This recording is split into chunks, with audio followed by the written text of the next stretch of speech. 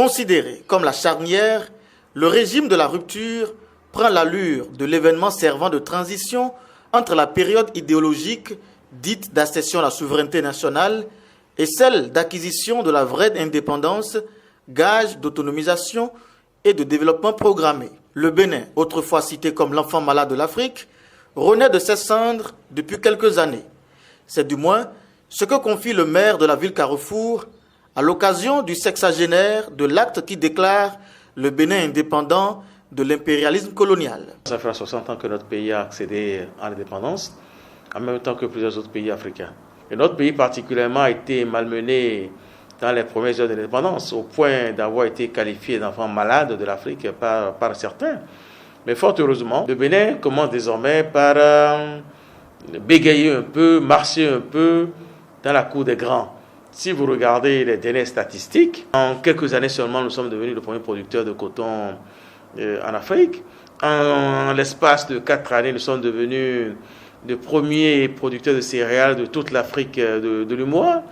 Vous voyez, en quelques années seulement, les grandes institutions de notation commencent par décerner des notes plus qu'appréciables à notre pays.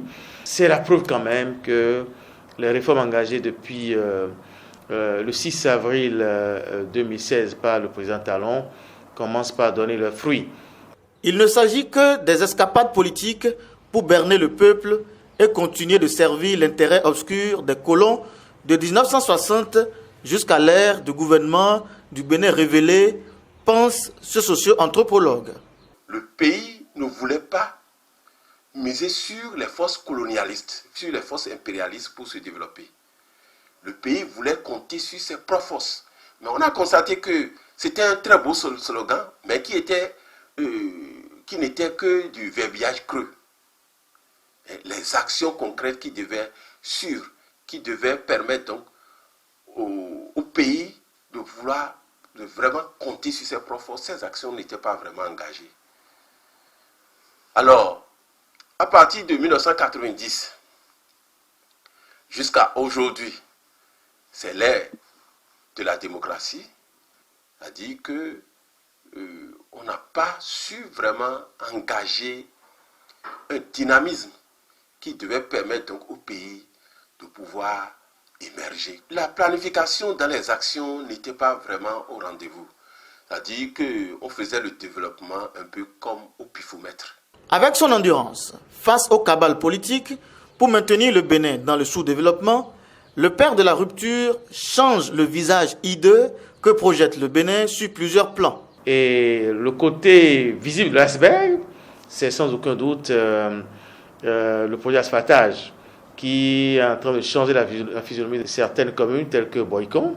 Vous avez vu que désormais la navigation à vue qu'on a connue sous d'autres régimes n'est plus de mise au Bénin, avec l'érection, avec l'institution d'un ministère en charge du plan et du développement. C'est-à-dire que nous devons associer forcément ces deux mots. Il ne saurait y avoir de développement s'il n'y a pas une planification, s'il n'y a pas un plan.